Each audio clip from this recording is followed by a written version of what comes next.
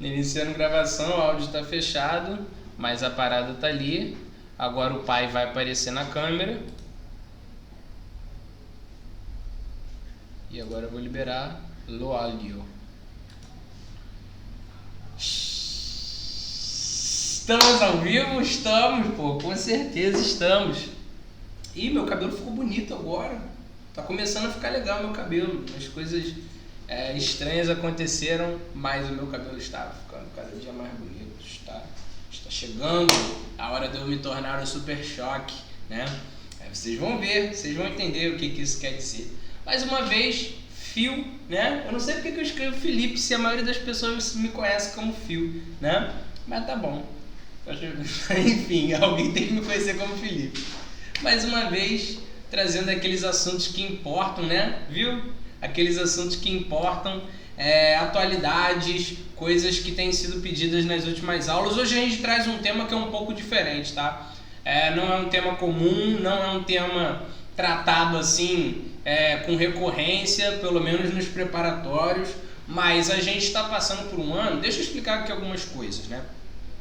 A gente está passando num momento aí, pelo menos desde 2014 no Brasil, onde as pessoas estão cada vez mais interessadas por política, né? A gente teve momentos de polarização, né? Momentos em que as pessoas se reconheceram mais dentro de uma posição, seja ela de esquerda, seja ela de direita, né?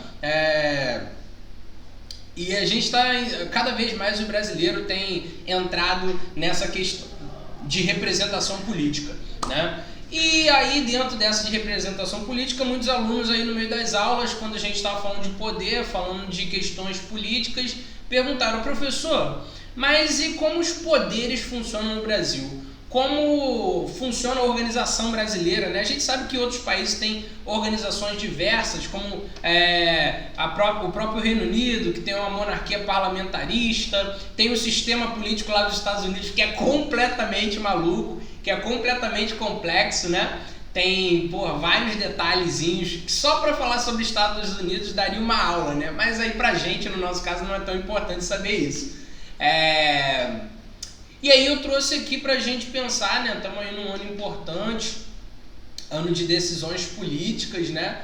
E aí eu trouxe pra gente esse tema, né? Que é a organização dos poderes no Brasil, assim como foi solicitado em algumas outras aulas pelo pessoal, né? Então esse tema ele é interessante porque o que eu tenho visto com muitas pessoas, né? O que eu tenho visto com bastante gente em relação a questões. O que eu tenho visto em bastante gente em questões relacionadas à organização política brasileira, né? Aquela ideia de quem é responsável pelo quê, qual é o poder responsável por isso, qual é o poder responsável por aquilo. Então na aula de hoje a gente dá a gente passa uma visão melhor sobre essas partes de organização. Beleza? Então, assim como foi pedido, estou trazendo conteúdo para vocês, né? Hoje a gente fala sobre a organização dos poderes no Brasil, né? E aí, primeira parte que a gente tem que se lembrar é entender de onde vem essa organização, né? Essa organização não é uma organização nova, essa não é uma organização recente, não é uma organização que vai estar sendo criada nos últimos anos. Mas a divisão dos poderes, ela já vai existir aí pelo menos aí desde o século XVIII, né? Esse modelo ele vai ser atribuído ao Montesquieu, né? E aí lembrando, né, gente, pronúncia, não é Montesquieu não, é Montesquieu, é parada gringa, né? É francês, então Charles Montesquieu. A gente estava passando por um período de substituição de um Estado absolutista para novas organizações de poder, como a República, como a monarquia parlamentarista, né? E aí o que isso significa para a gente? Qual a diferença da passagem dessa forma antiga de poder para uma forma nova? Na organização absolutista, o monarca, né, o rei, o príncipe, ele ia tomar conta de todo o poder, ele ia concentrar todo o poder político e militar que um país poderia ter. E isso é muito perigoso. Vamos tentar puxar lá do século XVIII para o momento atual. Um país que concentre ou melhor, um presidente ou um representante que concentre poder político, poder militar, o monopólio do gerenciamento das leis, o monopólio do gerenciamento da vida cotidiana, se torna um perigo, se torna um tipo de poder que pode causar sérios riscos a toda a sociedade, né? A gente sabe que a gente vive numa democracia, né? A gente sabe que a grande parte das estruturas de poder do mundo funcionam de maneira democrática, né? Tem pessoas que aí vão contestar a democracia, a qualidade da democracia apresentada pelos países, ela pode ser contestada. Tem países que são mais democráticos, tem países que são menos democráticos. Tem países em que o sistema político se volta para a garantia da cidadania de cada um dos seus habitantes. Tem países que vai privilegiar uma parte da sociedade em detrimento da outra, né? O que a gente precisa entender sobre o conceito de democracia e que tem se perdido é que a democracia não é, como muitas pessoas pensam, somente um poder para a maioria, né? A democracia é a arte da negociação, a democracia é a compreensão de que nós temos uma sociedade diversa, uma sociedade com vários grupos diferentes, com várias formas de entender a realidade diferente e que dentro das suas necessidades pessoais, dentro das suas características pessoais, os direitos devem, acima de tudo, ser respeitados, né?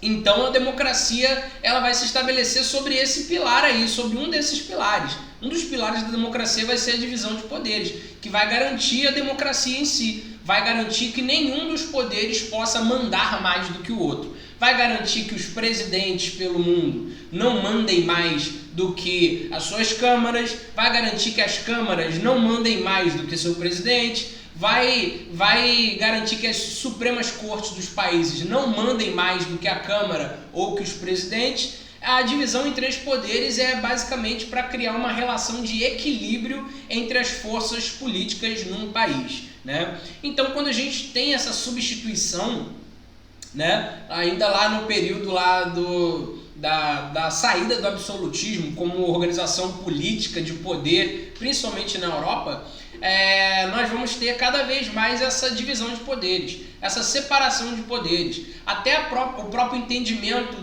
dos exércitos, o próprio entendimento da vida militar, ela vai cada vez se afastar mais da política.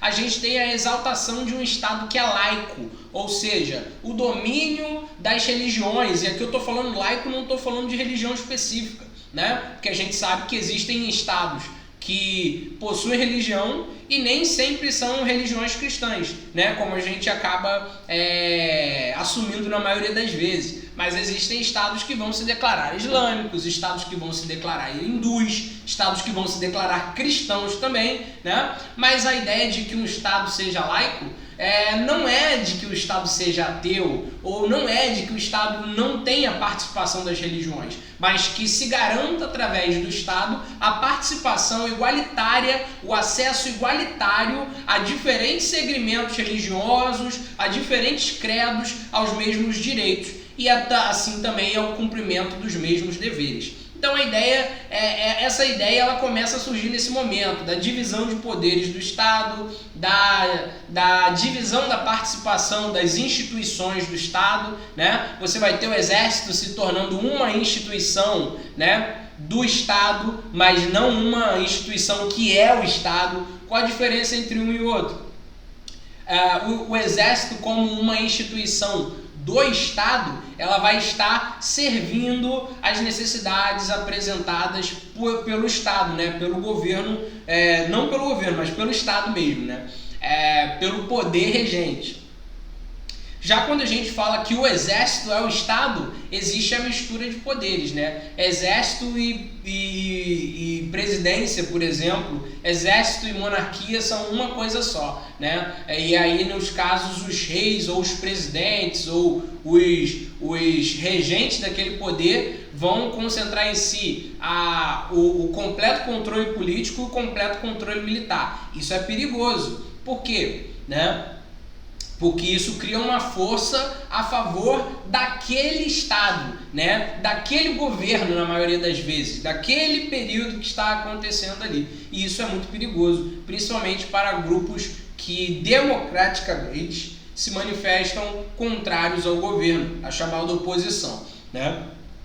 Então essa divisão de poderes ela surge nesse contexto para poder controlar, para poder refinar, para poder não limitar, mas aplicar de forma justa os poderes representados pelo Estado. E aí, rapaziada, continuando, a gente fala sobre algumas funções de cada um desses poderes diferentes, né? Primeiro poder que a gente vai falar é o legislativo, né? Legislativo ele vai estar relacionando diversas esferas da vida política do nosso país, né? Eu vou falar do nosso país porque dá para falar de Brasil e falar disso aqui tranquilamente, né? Então, vereadores participam do legislativo, deputados estaduais e federais participam do legislativo e senadores também fazem parte do corpo legislativo nacional. E a função essencial para desse poder e dessas pessoas participantes desse poder, existem várias funções na verdade, mas a principal função é a elaboração de leis, né? E aqui é interessante a gente entender que existem diferentes escalas dessas elaboração de leis, né? A gente pode chamar essas diferentes escalas de competências, né? O que é competência? Vamos lá, para entender de uma forma bem simples. Eu sou professor de geografia, né? De atualidades aqui nesse momento, mas minha formação é em geografia. E meu mestrado é em planejamento urbano, que não tem nada a ver, enfim, esquece. E aí, eu tenho essa competência nesse atual momento de lecionar sobre conteúdos referentes a assuntos mais atuais, a questões mais atuais, a algumas coisas que às vezes ficam, não que ficam faltando nas nossas discussões de geografia e história, porque a gente tem professores ótimos, mas que às vezes dentro do universo de conteúdos que a gente tem, elas acabam não tendo a devida atenção, entende? Não porque sejam menos importantes, mas porque para o nosso projeto de estudar, para se preparar para esse ou para aquele concurso, alguns conteúdos não cabem dentro de certas disciplinas. Então é exatamente por isso que o Instituto Educarte permite que a gente tenha essas aulas sobre assuntos de atualidade, para poder aprofundar assuntos que não podem, ou melhor, que por escolhas técnicas às vezes não acabam sendo completamente aprofundados em outras disciplinas, né? E aí, voltando aqui na questão da competência, que eu dei maior viagem aqui, qual é a minha competência aqui? Por que eu estou responsável aqui nesse momento? Por dar aulas sobre atualidade. Essa é a minha competência. Cada um desses... Não, deixa eu continuar o exemplo aqui que eu estou viajando. Essa é a minha competência, dar aula sobre atualidade. Teve aula agora de matemática há pouco tempo. É minha competência? Eu estou responsável por dar aulas de matemática aqui? Não, porque eu não sei nem... Enfim, eu sei sim, eu sei bastante de matemática. A gente tem que estudar cartografia durante a faculdade, né? Então a gente acaba sabendo, tendo que aprender um pouquinho de matemática, até não só básica, né, mas um pouquinho mais avançada para poder fazer algumas coisas, principalmente na parte de sensoriamento remoto e tal.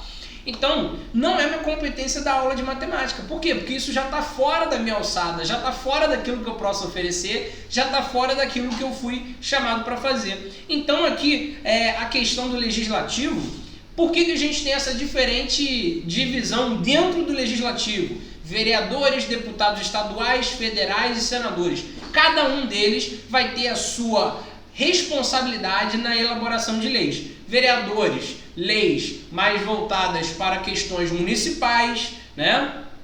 Que beneficiem o município onde você mora, o município onde você estuda, que foquem naquelas necessidades mais básicas, né? Tem uma parada muito maneira em geografia, que são as diferentes escalas, né?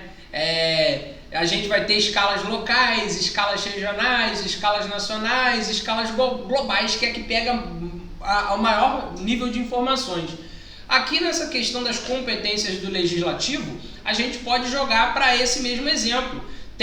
Os vereadores estão responsáveis pela escala municipal, né? Elaboração de leis a nível do município, preocupados com o município, lutando por melhorias pelo município. Deputados estaduais estão responsáveis pelas leis a nível estadual, né, que vão ter uma amplitude maior, né, nas suas noções de projetos. E aí a gente tem que entender que dentro dessa escala estadual, as escalas municipais também aparecem representadas dentro daquilo que os deputados elaboram como lei. Como assim, professor?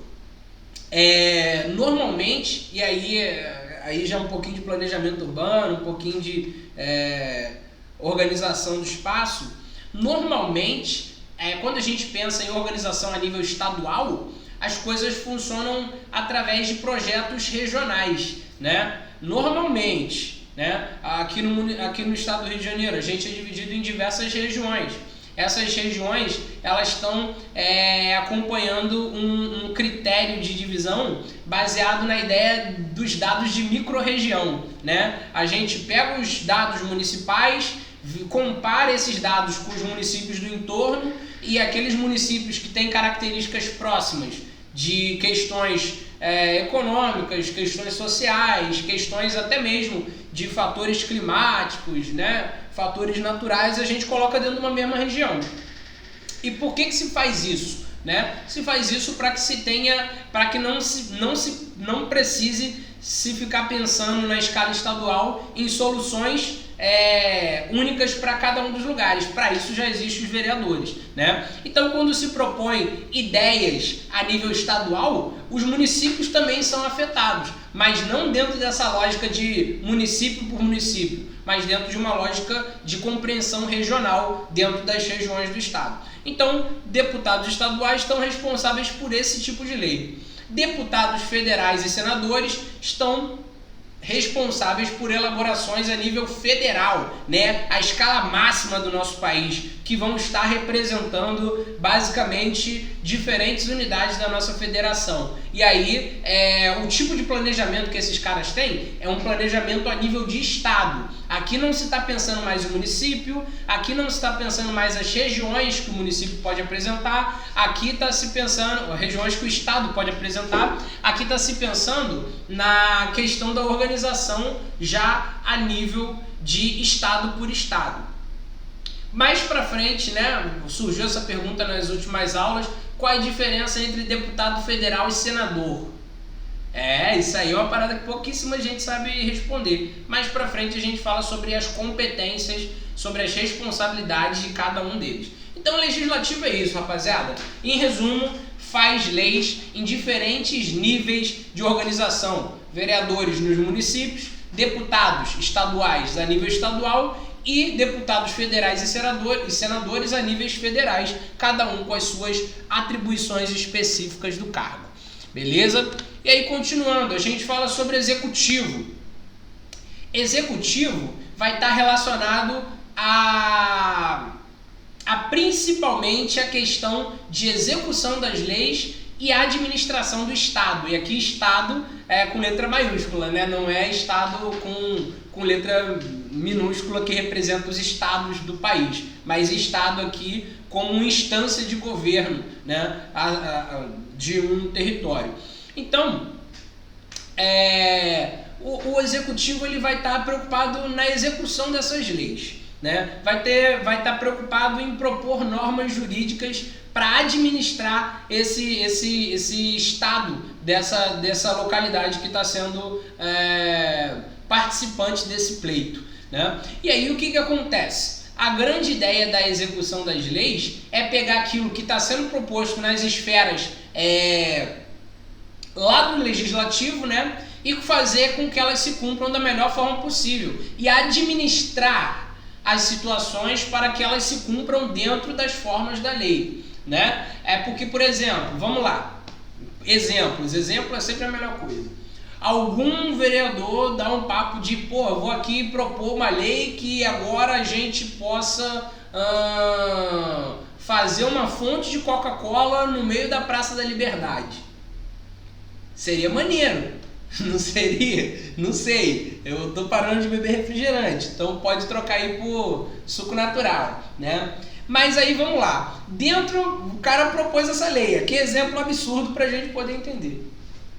Dentro das esferas de poderes, o executivo, né, que aí vai ser representado na figura municipal pelo prefeito, né, ele vai estar responsabilizado por executar essa lei, seja lá como possa fazer isso, né? Mas aí não é somente de execução, porque se fosse só de execução, o Estado brasileiro tinha quebrado, né? Os estados pelo mundo tinham quebrado.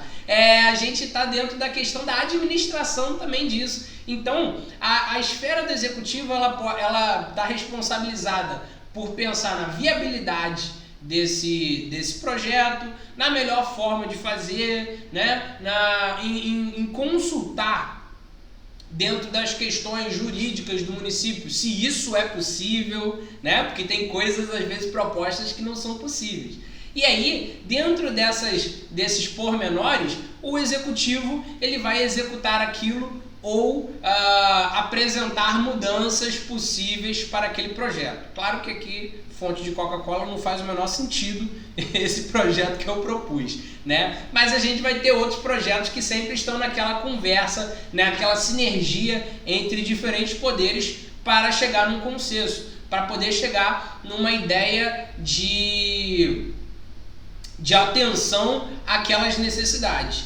E é interessante também a gente pensar que dentro dessas esferas a gente tem a representatividade do ouvir a população, do ouvir as demandas da sociedade, né? Se a gente for parar para analisar, isso faz todo sentido, até mesmo no nosso cotidiano, na responsabilização de atores, né? A gente normalmente acaba responsabilizando quem? Os caras do executivo. O Brasil ela tem essa cena de responsabilizar o executivo por tudo que dá de errado, né? E aqui eu não estou nem defendendo ou falando mal de ninguém, mas existe essa cena de responsabilizar o executivo, né? Então o executivo ele acaba personificando as respostas ou possíveis questionamentos das demandas da sociedade. Se alguma coisa deu errado, é culpa do prefeito, é culpa do presidente, é culpa do governador, né? Nunca é culpa do legislativo. Na maior parte das vezes não é culpa do legislativo. A gente passou a ter essa noção há um pouco menos de tempo, né? Eu acho que o momento do impeachment da presidenta Dilma Rousseff ele reacendeu no povo brasileiro até certo ponto, né? Porque gigante acordou e dormiu, ele fica aí, o gigante, pela própria natureza, ele é sonâmbulo, ele está dormindo e acordado ao mesmo tempo, né? Ele dorme para umas coisas e está acordado para outras. Gigante é sinistro, sempre ali no boteco do Cruzeiro, ele sempre fica por ali, né? No famoso boteco da República, o gigante sempre está. E aí, poético isso, vou escrever uma poesia sobre isso. O gigante, pela própria natureza, parou no boteco da República e tomou uma e dormiu. E aí eu acho que depois eu entendo, né, e não só eu, vários outros especialistas entendem que depois desse momento do impeachment da presidente Dilma Rousseff, travou aqui minha cara numa cara muito engraçada, dando linguinha assim, ó. Que fofo. Muitos brasileiros se despertaram por essa ideia da representação do legislativo dentro do campo da política nacional. Sempre naquela, né? Não é só votar no presidente, não é só votar no prefeito, são os vereadores, são os deputados, são os senadores, todos esses compõem aquilo que a gente conhece como Estado brasileiro, né? E aí, as principais atribuições do executivo, como a gente já falou, são a de execução de leis, são a de proposição de normas jurídicas e principalmente dentro das ideias da famosa administração do Estado. Beleza? E aí a gente vai para o terceiro poder, né? Que dentro dessa divisão ultimamente tem sido bastante, enfim, bastante questionado. Aqui a gente tem o judiciário, né? O judiciário é o fiel da balança, é o meio, é aquele que tem tem a responsabilidade dentro dessa divisão de garantir equilíbrio entre executivo e legislativo. Ou seja, garantir que nem as câmaras mandem mais do que o presidente e que nem o presidente mande mais do que as câmaras. Porque qualquer tipo de desequilíbrio de poder entre essas duas forças vai fazer com que a gente tenha um Estado mais autoritário por parte de alguns dos poderes. E a gente não deseja isso dentro das democracias, né? A democracia, entre muitas coisas, preza por esse equilíbrio entre esses diferentes entes responsáveis pelo equilíbrio do poder, né? E aí a gente vai ter o judiciário assegurando algumas coisas. Que coisas são essas? Elaboração das leis, ou melhor, o judiciário ele vai se responsabilizar para que a elaboração das leis não seja abusiva, né? O que isso significa, né? Que as leis não caiam dentro de ideais que possam ferir os direitos dos cidadãos, né? E mais do que isso, de que se cumpram os direitos também dos cidadãos, né? Então a grande ideia do judiciário é isso, garantir que a lei seja cumprida da melhor forma cumprida, garantir que as leis sejam feitas da melhor forma possível, né? E isso traz um certo tipo de equilíbrio para a sociedade de uma forma geral, né? Vou falar melhor sobre o judiciário, né? Porque o judiciário brasileiro está bastante em foco nos últimos tempos. Vou falar mais sobre o judiciário um pouquinho mais pra frente. E a gente tem essa imagem clássica aqui, ó. Vou colocar aqui no olhinho. No olhinho, né? É uma imagem bastante simples e que explica pra gente um pouco dessa divisão entre poderes. Legislativo, responsável pela elaboração das leis. Judiciário, responsável como que eu posso dizer, não só a aplicação das leis, mas responsabilizado pela legitimidade, né? Pelo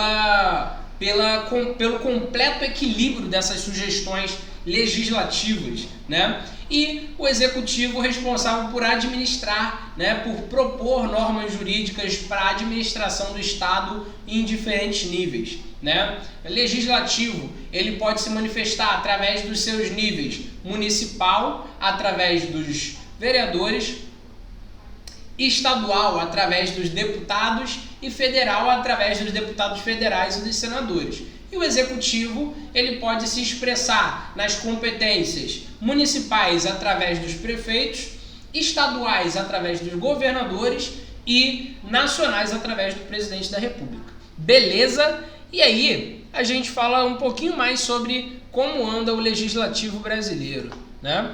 Legislativo não, o judiciário brasileiro. O judiciário ele tem sido muito comentado aí nos últimos tempos, né? Por causa do famoso STF, né? A gente entra nas redes sociais e vê em todo momento manifestações contra o STF ou a favor ao STF, né? Dependendo do seu espectro político, dependendo do seu entendimento que você tenha sobre as questões da política nacional, você se mostra mais favorável às ações do STF, né, do Supremo, ou mais contrário às ações do Supremo. E aí, a gente tem duas principais competências, duas principais responsabilidades que o STF tem, e muita gente confunde isso, tá bom, gente? Olha só, vou até botar aqui, olhar bem na cara de vocês para poder falar isso. Presta bastante atenção. Vamos lá, olha só, olha aqui bem para mim. Cuidado, tá bom, rapaziada? Tem coisas que o STF não é responsável e cai na conta do STF. Tem coisa que o STF é responsável e cai na conta da presidência. Tem coisa que o presidente é responsável e cai na conta dos deputados. Então vamos tentar entender aqui o que é da alçada do STF e o que não é, beleza? E aí a gente entendendo isso, as coisas ficam um pouco mais fáceis, né? Eita, deu uma buzinada ali fora que eu entendi foi nada. As principais competências são a competência constitucional, né? E a competência penal, né? Primeiro a gente fala sobre a competência constitucional. Competência constitucional está relacionado a julgamento, né, de questões relacionadas à Constituição, como o próprio nome já deixa bem explanadinho pra gente, né? E aí o que isso significa? Que o STF é responsável por analisar, né?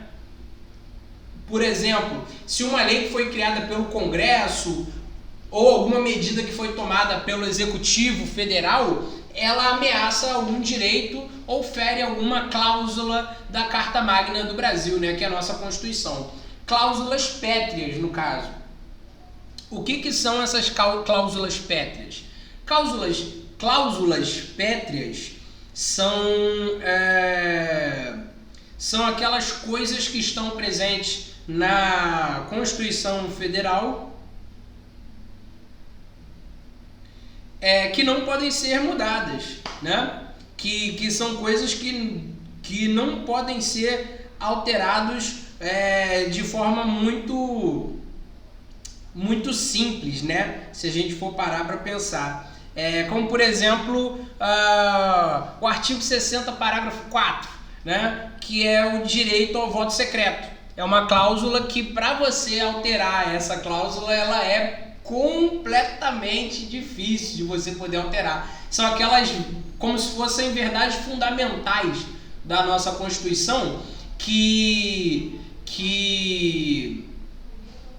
garantem alguns direitos que, assim, não entram no âmbito da discussão. Tipo assim, por exemplo, ninguém discute se o voto deve ser secreto ou não, porque obviamente tem que ser secreto, né? O caráter de sigilo dos votos é o que garante a liberdade do votar, né? Então essas cláusulas, ou melhor, as medidas que são criadas por projeto de lei ou por medidas tomadas pelo Executivo Federal, elas estão sempre em análise pelo STF para poder saber se elas não ferem direitos fundamentais ou ferem essas cláusulas. Então, por exemplo, como que acontece segundo o STF a análise dessas coisas? Você vai lá e tem, por exemplo, eu crio uma lei aqui. Vamos lá. Lá vem exemplo bom pra caraca, aguarda. Tem aqui a lei que... Vamos aqui assumir duas coisas aqui, tá bom? Isso aqui é só no campo do exemplo mesmo. Tem lá uma cláusula pétrea que... Claro que não tem, tá, gente? Isso aqui é só exemplo.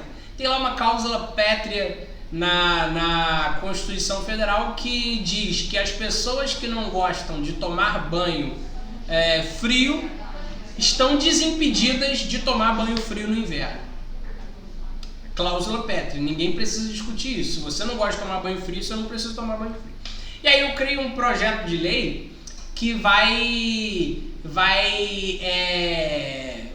alterar questões da cobrança da energia elétrica, e isso de alguma forma vai obrigar que todo mundo tome banho frio o ano todo, né? Se essa condição que eu falei antes for cláusula pétrea, ou seja, um direito que é assim quase que indiscutível, essa minha nova lei ela não vai passar, ela não vai ser aprovada pelo STF.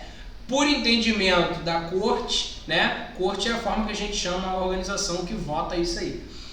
Por entendimento da corte que não se deva, que essa lei que eu propus vai ferir o direito de quem não gosta de tomar banho, né? Que é uma porcaria do caramba, o negócio é tomar banho mesmo, gente, tá bom?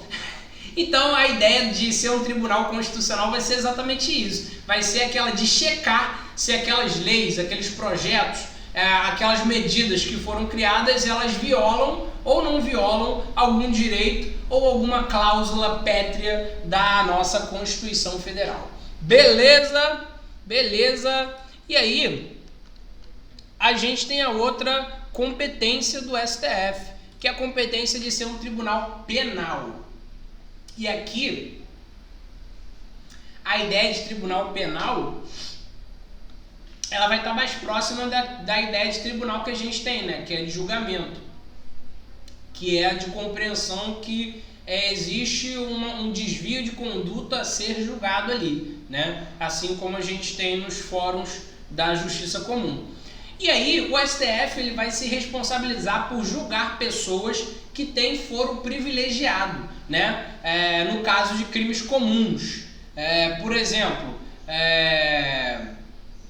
aliás, o que é o foro privilegiado? Foro privilegiado é um tipo de recurso jurídico que pessoas como atores do sistema político brasileiro, desembargadores, presidentes, deputados, senadores, é um tipo de recurso jurídico que essas pessoas têm para que elas sejam julgadas por instâncias superiores, que vão fazer com que a gente tenha um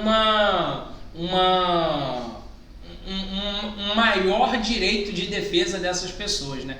Muitas lideranças políticas, muitas lideranças populares se mostram contra essa ideia de foro privilegiado, pelo entendimento simples de que todos devem ser tratados de forma igualitária perante a lei, né?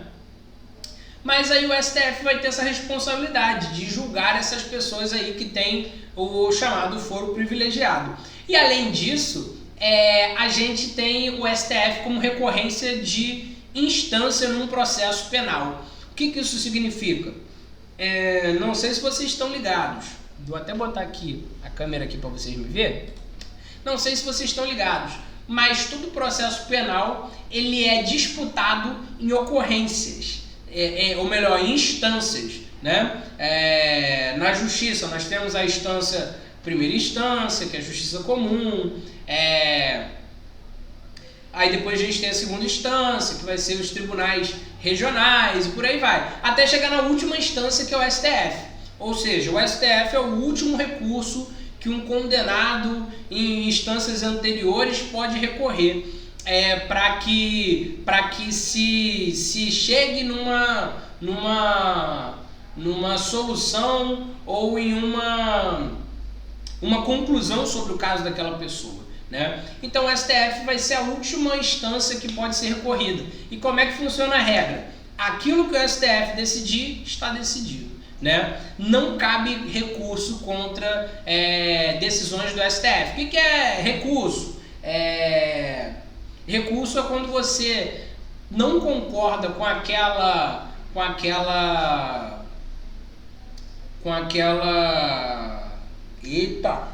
decisão. Recurso é quando você não concorda com aquela decisão e pede uma revisão daquele seu processo. Quer ver um exemplo muito simples? Você que já fez prova da UERJ, que é muito comum, você que já fez prova de concurso de prefeitura, eu tô aprovado aí, ó, acabei de passar em para ganhar 50 mil reais por mês. Feliz pra caramba eu tô. Você que já fez concursos nessas instituições aqui que eu já falei, você está ligado que existe a possibilidade de você pedir recurso sobre uma coisa que você não concorda, né? Por exemplo, na UERJ, o recurso da UERJ se você não concorda com o gabarito daquela opção, você apresenta provas de que a sua interpretação estava correta. Se a banca concordar, você ganha o ponto daquela questão. É mais ou menos o que acontece no nível de entrar com recurso em outras instâncias, no caso aqui que a gente está falando do STF. Se você entra, né, na recorrência de instância lá no Supremo Tribunal Federal, você apresenta provas para apontar a sua forma de visão sobre aquela situação, você apresenta o seu ponto de vista sobre aquela situação, você não, né? A sua defesa, seus advogados. A não ser que você, enfim, seja Saul Goodman, né? Aí você pode se autorrepresentar diante da STF se você for o Saul Goodman. Aliás, quem não assistiu, por favor, Better Call Saul, né? Série braba. Para quem gosta desse tipo de assunto aqui, ela tem algumas explicações, assim, não sobre o nosso sistema, mas sistema norte-americano, né? Tem algumas explicações que mostram várias brechas que a gente tem no sistema político, principalmente norte-americano. O brasileiro também tem um monte, né? Vocês sabem disso. E aí, essa imposição de recurso no STF vai ter esse resultado. O que decidiu, está decidido, né? Se eu não estou enganado, foi o Renan da Penha, né? Que naquela condenação da acusação de que ele fazia parte do tráfico, um negócio assim, ele levou essa recorrência até o STF e lá ele foi absolvido, né? Liberdade pro Renan, como diria a rapaziada aí. E aí, qual é a grande parada por trás dessa questão do STF, né? Não é todo brasileiro tem direito de fazer esse tipo de recorrência? Tem. Todo brasileiro consegue fazer esse tipo de recorrência? Não, porque é um processo que é muito dispendioso, que você vai ter custos, que você vai... Não tem outra palavra, você vai perder tempo, você vai se descabelar, é um processo bastante longo. Então, tipo assim, é um processo que muitas pessoas mais humildes não vão ter acesso. Isso aí fica como uma das críticas que muitas pessoas têm sobre a questão das recorrências em diferentes instâncias, né? Elas provam que a nossa justiça é ainda mais desigual do que a gente imagina. E aí, a gente fala agora sobre diferentes... Tá quase chegando lá. A gente fala sobre diferentes competências que senadores e deputados vão ter, né? Senadores, eles vão ser responsáveis por algumas coisas e deputados por outras. Existe superioridade das decisões entre um e outro de maneira prática? Não, né? O que existem são competências diferentes. É o famoso nem melhor nem pior, apenas diferente. Senadores têm suas competências e deputados têm suas competências. Cada um vai ser responsável por uma parada. É igual uma instituição que tem dois diretores, né? Igual algumas instituições educacionais por aí. Tem o diretor de ensino e tem o diretor de pesquisa, né? Os dois são diretores, mas cada um está trabalhando numa área diferente. A níveis de poder, os dois têm poderes bastante semelhantes, mas cada um na sua. Então, os senadores vão ter suas competências e deputados vão ter as suas.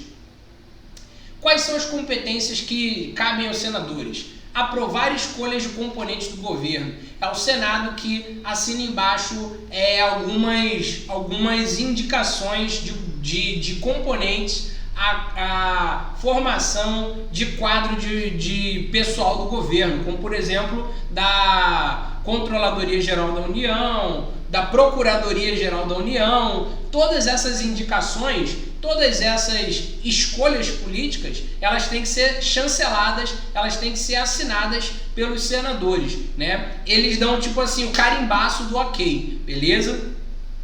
Normalmente essas escolhas elas vão apenas para aprovação, né? Mas aí sempre rola aquelas ideias de um certo nível de pesquisa sobre, principalmente por parte do Senado, sobre possíveis problemas que aquele indicado pode causar, possível vida pregressa que tenha problemas, que possa causar problemas à estrutura do governo, mas normalmente isso acaba sendo resolvido nos bastidores, né? Normalmente quando se apresenta uma escolha ao Senado, ela já está checada, já está pensada, já está combinada, e aí eles dão um ok de que aquilo ali é o certo. Senado também está responsável ao autorizar operações financeiras de interesse da União, ou seja, movimentação de grana tem que ter a assinatura do Senado, porque senão não rola. Por que que isso acontece? Para poder ter como que eu posso dizer? Para ter uma avaliação de pares. que é a avaliação de pares? É uma segunda opinião que confirme aquele gasto, né? Uma segunda opinião que possa verificar que está tudo correndo da forma que deve acontecer, segundo aquele gasto que está sendo feito. Então, operações financeiras maiores de interesse da União têm que ser assinadas pelo Senado. Fixação de limites da dívida pública. Deixa eu botar aqui, que eu acho que vocês não estão vendo o slide. Fixação de limites da dívida pública da União, ou seja, o Senado está responsável por pôr um teto, né, naqueles gastos que a União, os estados e os municípios podem ter. O que significa isso? É a adoção de políticas de controle, né? Adoção de políticas de gerenciamento profundo dos gastos feitos pelo governo, né? Gerenciamento desses gastos, entender que um estado não pode gastar muito, né?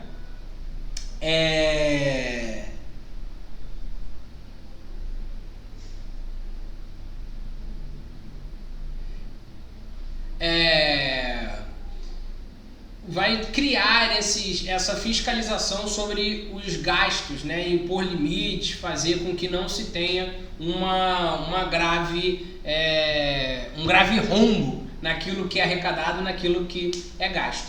E também vai ser responsabilidade do Senado avaliar de vez em quando o sistema tributário nacional, ou seja, revisar questões relacionadas a tarifas, tributos, impostos, de tempos em tempos, para garantir que não estejam acontecendo abusos ou que esteja acontecendo um subfinanciamento, né? Não esteja acontecendo uma arrecadação abaixo daquilo que deveria ser arrecadado de forma prática. Deputados federais têm algumas outras competências mais rápidas e mais simples, né? A gente tem que sempre lembrar que os deputados, eles têm uma representação mais direta das demandas do povo, né? O Senado representa o povo, com certeza, mas aí o Senado, vamos dizer assim, é a primeira instância entre governo e questões mais profundas em relação ao povo, né? Então, não que seja mais importante, mas que tenha uma competência diferente, tem uma responsabilidade diferente.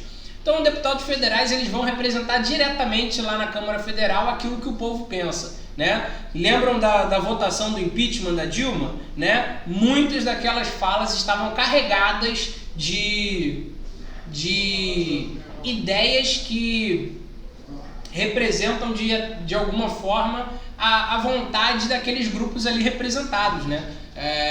Os caras do agronegócio vão falar sobre agronegócio, os caras dos evangélicos vão tratar sobre questões de interesse dos evangélicos. É exatamente essa ideia de representação direta das demandas de diferentes grupos sociais que vai fazer com que na Câmara Federal a gente tenha essa ideia das bancadas, né? Eles representam diretamente as demandas de uma certa parte da sociedade. Mas o que é responsabilidade do governo, dos deputados federais? Eles também estão responsáveis sobre regularização das contas do governo federal. Ou seja, são os deputados que estão responsáveis por fiscalizar, por dizer se o governo está gastando bem ou está gastando mal. Se estiver gastando bem, tudo bem. Se estiver gastando mal, a Câmara Federal tem a competência de poder instaurar inquérito para averiguação e, dando prosseguimento, chegar até mesmo no impeachment, né? E também os deputados federais têm responsabilidade na criação e revisão de leis, beleza? As emendas, os projetos de emenda à Constituição, vulgarmente conhecido como PEC, passam pela Câmara Federal, seja através da elaboração, seja através da revisão, beleza? Então aqui a gente consegue ver que senadores e deputados têm diferentes competências, têm diferentes responsabilidades, e isso não significa que um é maior do que o outro ou melhor do que o outro, mas que tem responsabilidades diferenciadas, beleza? Se a gente for parar para pensar, talvez os deputados federais tenham até um pouco mais de povo, né? Porque como eles representam diretamente uma demanda de grupos da sociedade, eles têm um pouco mais de povo do seu lado do que os senadores, né? Mas a responsabilidade dos senadores também tem a sua importância. E aí a gente tem algumas medidas que são tomadas quando nós temos a junção de Câmara e Senado, né? É importante a gente lembrar que Câmara e Senado não são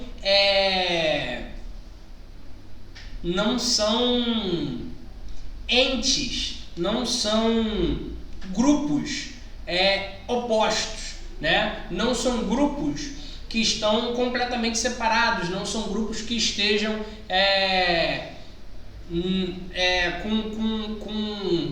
como que eu posso dizer? Com vontades diferentes dentro daquela estrutura de poder. Na verdade, eles trabalham em uma enorme parte do tempo como uma estrutura única, né? Como uma estrutura junta, como uma estrutura em que eles trabalham em acordo, em conjunto, né? E aí quando a gente tem essas tomadas de decisão que passam tanto por Câmara quanto o Senado juntos, a gente tem a formação do chamado Congresso Nacional, né? E aí a gente fala sobre algumas responsabilidades, algumas competências de cada uma dessas, ou melhor, dessa instituição maior que a gente conhece como Congresso Nacional. A gente vai ter como competência votar medidas provisórias, vetos presidenciais, leis de diretrizes orçamentárias, plano plurianual de investimentos e orçamento geral da União. O que significa cada uma dessas coisas? Medidas provisórias e vetos presidenciais estão relacionados à modificação de leis de forma geral, né? No caso das medidas, elas acrescentam, e no caso dos vetos, ela tira alguma coisa de um projeto de lei, né? Lei de diretrizes orçamentárias está relacionado a votar como o orçamento como o montante do orçamento que o Estado brasileiro tem vai ser gasto, né? Criando aí recursos para dirigir melhor os gastos do orçamento governamental, né? Votação do plano plurianual de investimentos,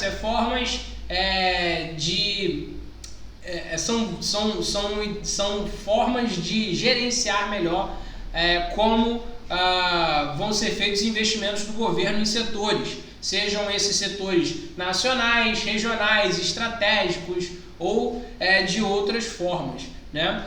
E o Orçamento Geral da União é votação sobre o quanto o governo vai ter para gastar por ano em diferentes áreas, né? Uma coisa mais simples. Câmara e Senado juntos dão posse ao presidente e vice-presidente da República.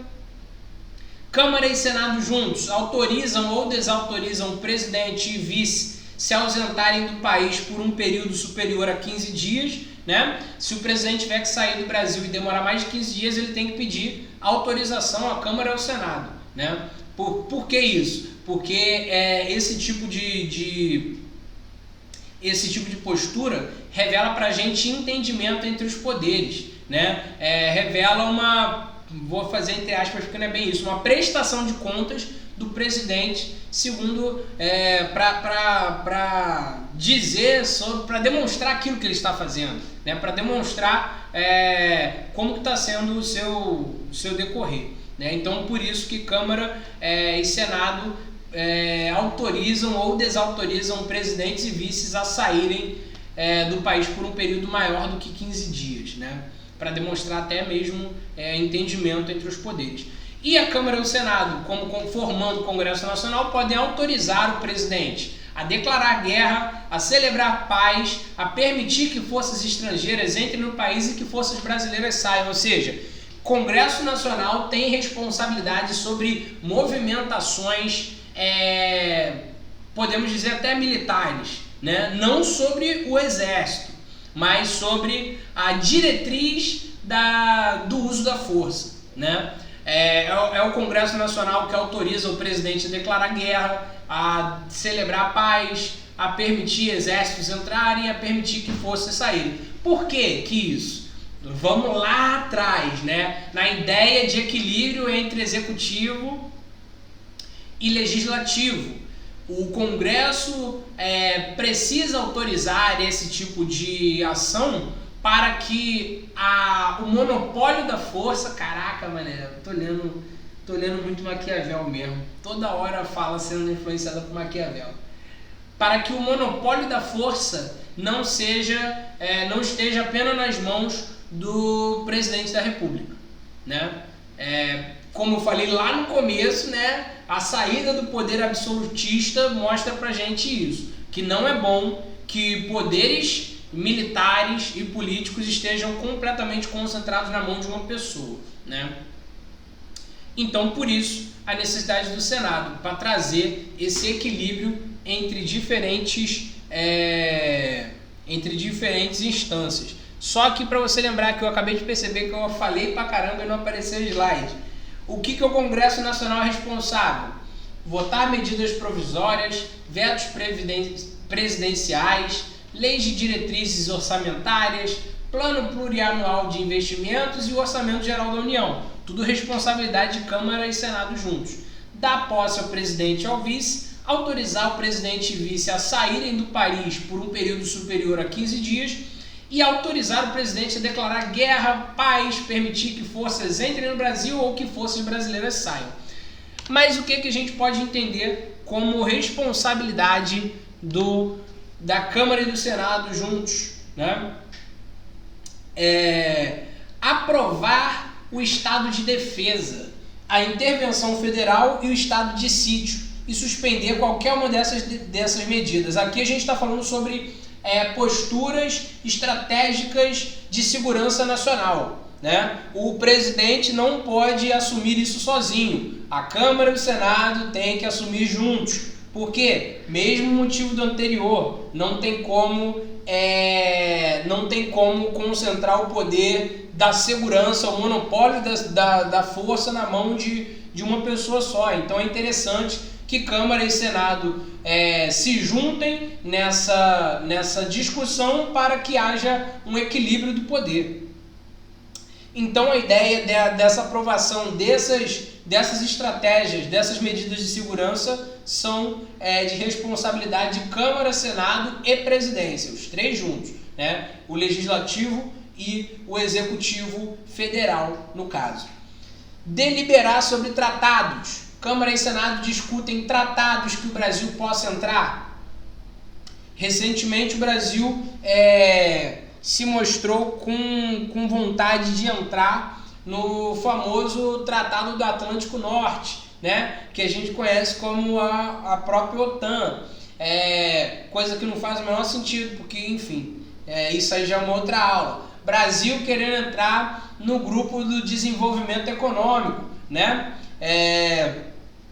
Que é o CDE, ou seja, um outro tratado. Brasil participar ou não participar dos tratados climáticos mundiais. Brasil participar ou não participar do tratado sobre armamento ou desarmamento nuclear. A gente estudou isso semana passada, ou semana retrasada, na verdade. Então, Congresso, presidente não decide isso sozinho. Congresso e Câmara estão juntos. Aqui a gente não está falando sobre medição de forças, mas estamos falando que é interessante essa participação para que haja para que se chegue num entendimento melhorado, né? É melhor mais de uma pessoa pensando sobre uma coisa, né? Até porque as ideias de que uma pessoa só decida sobre um tratado nacional, ou melhor, uma instância do poder decida sobre um tratado nacional, ela pode acabar sendo contaminada pelas ideias pessoais, pelas preferências pessoais. Então, quando a gente traz essa chegada da Câmara e Senado para decidir esse tipo de coisa, a gente torna essa escolha um pouco menos pessoal, beleza? Traz impessoalidade para a decisão. Câmara e Senado decidem sobre remuneração dos componentes dessas casas dos poderes, julgam as contas do presidente, né? A gente já falou, é uma das principais atribuições da Câmara dos Deputados, só que quando essas contas elas acabam não batendo perfeitamente, elas sobem para uma instância superior, e aí a gente forma o Congresso Nacional para poder discutir se essas contas estão dando certo ou não. Congresso Nacional decide sobre atos e concessões de rádio e televisão. Aqui no Brasil, o direito de você ter uma rede de televisão, ele é concedido pelo governo. Normalmente, pelo mundo todo, é muito comum que os estados deem ou neguem o direito de conceder a exploração do serviço de transmissão de rádio e de canais de TV. E a última coisa que a gente tem para falar sobre Câmara e Senado é que eles também se responsabilizam por autorizar referendos, convocar plebiscitos, aprovar iniciativas do Poder Executivo no que tange a energia nuclear, né? Acabou ficando as duas juntas, ficou meio que sem sentido. São duas proposições diferentes, né? Câmara e Senado, eles aprovam ou desaprovam a votações públicas para decidir algumas causas, né, como plebiscitos, como referendos, né, que são um tipo de votação pública para decidir, para ouvir a opinião do povo sobre algum assunto, né? A gente teve, por exemplo, plebiscitos para saber se o Estatuto do Desarmamento deveria ser aprovado ou não, né? Na época foi aprovado, e isso acontece em todo mundo. Essa prática é uma prática muito comum. E também a ideia de que, acabou ficando tudo junto no slide, né? A ideia de que a aprovação de atividades que envolvam energia nuclear tem que ser em conjunto. Por quê? Porque é um tema sensível. A gente, querendo ou não, energia nuclear acaba se tornando um assunto de relevância nacional, né? Principalmente por a gente saber que a energia nuclear pode ser utilizada para várias finalidades, pode ser utilizada para, enfim, todo mundo sabe para quê, para fazer bombas, para criar armas e por aí vai. A gente fez uma aula sobre o START, né, que é o acordo mais recente sobre manejo nuclear pelo mundo. Se você não viu, perdeu. Mentira. Vai sair em algum momento no nosso canal da YouTube. Beleza, rapaziada? Beleza? E aqui, só terminando, a gente tem uma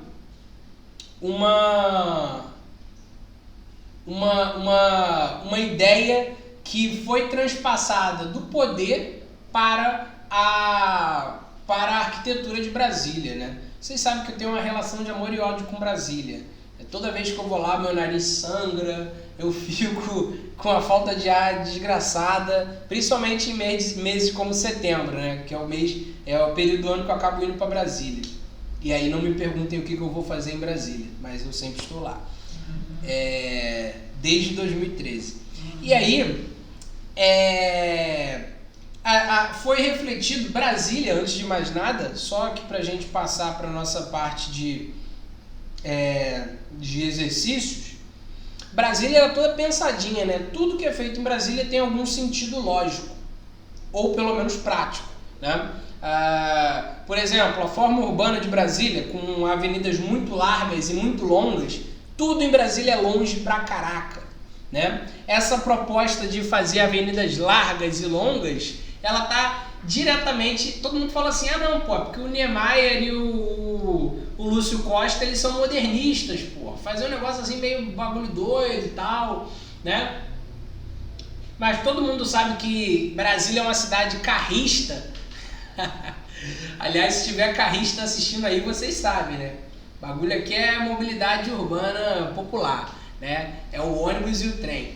Brasília é uma cidade com essas avenidas assim porque isso facilita a contenção de protestos. É uma coisa muito simples. Você já viu um protesto em Brasília sair do controle, né? 2013 saiu do controle. Gente, eu tava lá, nem foi tão assim. Né? Nem foi tudo isso. Não, foi sim, foi tudo isso mesmo que vocês viram. Mas assim, normalmente protestos em Brasília eles são facilmente controlados pela Polícia Militar do Distrito Federal e pelas guardas que estão ali sempre presentes, pelos regimentos do Exército que estão ali sempre presentes ao redor da esplanada dos ministérios. Então tudo em Brasília tem sentido. A forma de Brasília é um avião, né? Por quê? Porque o avião é o veículo do futuro, é o veículo que vai levar ou fazer o Brasil decolar, e aí a gente entra numa porrada de ideia mística e de parada que, assim, enfim, não vale nem a pena ficar explicando muito, né? Aliás, aquela região ali do Planalto Central ela é super mística, né? Eu, como eu já falei, eu não gosto muito de Brasília, mas eu gosto, tem uma parte de Brasília que eu gosto, que é a saída para ir para a Chapada dos Veadeiros, que é o que mora no meu coração. E é o que eu faço todo ano em Brasília, ir para a Chapada dos Veadeiros. E aí, tem que passar por Brasília, né? Felizmente. E aí, beleza. A forma escolhida por Niemeyer para o prédio, né, que vai abrigar o Senado e a Câmara, ela tem essa representação, né? A cúpula voltada para cima, ela vai refletir a ideia da Câmara dos Deputados e ela vai refletir o movimento catalisador dos anseios do povo e passagem para uma esfera superior. Já a cúpula voltada para baixo, ela vai representar as diretrizes do Estado. Muitas pessoas falam que ela representa a maturidade nas decisões, representa serenidade, moderação, né? Que ela não vai ter esse leão que é o povo, esses leões que são, em alguns casos, alguns deputados, né? Que carregam aquela energia que o povo tem. Os senadores já são um pouco mais moderados, são um pouco mais discretos nas suas posturas, já não tem como que eu posso dizer, essa versatilidade em dizer aquilo que o povo está querendo, né? Assim como os deputados fazem com tanta maestria, né? Então tudo em Brasília tem um significado. O significado do prédio que abriga a Câmara e o Senado é exatamente isso, né? A representação de que aquele é um espaço onde os anseios do povo são escutados e que as diretrizes do Estado, a maturidade das decisões é repassada ao povo, né? É essa brincadeira entre o equilíbrio até mesmo das duas formas que aparecem pra gente. Beleza? Vamos fazer uns exercíciozinhos só pra gente discutir ou relembrar o que foi dito aqui. Ai, tô ficando com sede. Sede de Coca-Cola, diga-se passagem. Essa só quando eu sair mesmo que vai dar pra matar. Tem que clicar aqui no olhinho. No olhinho. Aí, vamos lá, rapaziada. A ideia de 3 poderes, creditada a Montesquieu, né, tem um propósito simples e completamente compreensível, que é letra A. Passagem para um modelo de sociedade voltada para um domínio da Igreja Católica. Letra B. Desconcentração de poderes das mãos do governante, contrariando modelos absolutistas. Letra C. Compreensão da noção de cidadania e participação completa do povo nos processos políticos. Letra D. Passagem para um modelo de sociedade sem nenhuma participação monárquica. Vamos lá. Vamos descartar primeiro algumas opções. Não é letra D, né? Essa daqui talvez seja a grande confusão. Por que não é letra D? Porque o fim do modelo absolutista, a estruturação de 3 poderes, ela não excluiu a monarquia em vários países. como por exemplo a própria Inglaterra. Ela é uma monarquia, ela tem o respeito da divisão de poderes, mas, entretanto, todavia, não está isenta da presença da monarquia, né? Então não é letra D. Também não é letra A. A gente aqui, com o fim do Estado absolutista, a gente está colaborando para uma sociedade mais laica, onde o poder não esteja tão atrelado a algum segmento religioso, qualquer um que seja esse segmento religioso. E aí, B ou C? Vamos lá? Para a gente hoje vai ser a famosa letra B, né? A gente está falando sobre desconcentrar poderes das mãos do governante. Por quê? Poder demais concentrado na mão de uma só pessoa, já sabe, vai dar ruim. A gente está colocando a arma na mão do déspota, né? E aí, independente se o déspota é de esquerda ou se é de direita, muito poder na mão do homem corrompe o homem e faz ele achar que ele é o Batman, né? É isso. É a ideia dos grandes poderes e grandes responsabilidades do Homem-Aranha. É exatamente por isso que não é legal concentrar poder na mão de nenhum governante, né? Essa ideia de compreensão da noção de cidadania e participação completa do povo nos processos políticos, não, aqui a gente só está falando sobre divisão de poderes somente. A ideia de participação completa do povo está mais ligada à ideia de democracia, né? E aí as democracias vão ser de diversas formas, diretas, representativas e por aí vai. Pra gente, então, nessa opção, letra B de Bolsonaro. Vamos lá, gente. Poder legislativo tem como principais atribuições: letra A, criação de leis. Letra B, julgamento de leis. Letra C, execução de leis. Ou letra D, projeção sobre as leis nacionais. Gente, não é letra D, tá bom? Esse letra D aí entrou só para fazer figuração, tá bom? Ou o legislativo cria, ou o legislativo julga, ou o legislativo executa. Rapaziada, dica básica. Pensa no começo dessa palavra aí, legislativo. A grande ideia é legislar, é criar as leis. Quando a gente fala sobre... caiu um mosquito aqui na minha boca. Quando a gente fala sobre julgamento de leis, quando a gente fala sobre a compreensão de entender que essas leis são mais ou menos legítimas, né, do ponto de vista da questão constitucional, a gente está falando de julgamento, né? E aí é o judiciário que vai ter essa resposta. Execução de leis está relacionado ao poder executivo. Beleza, rapaziada?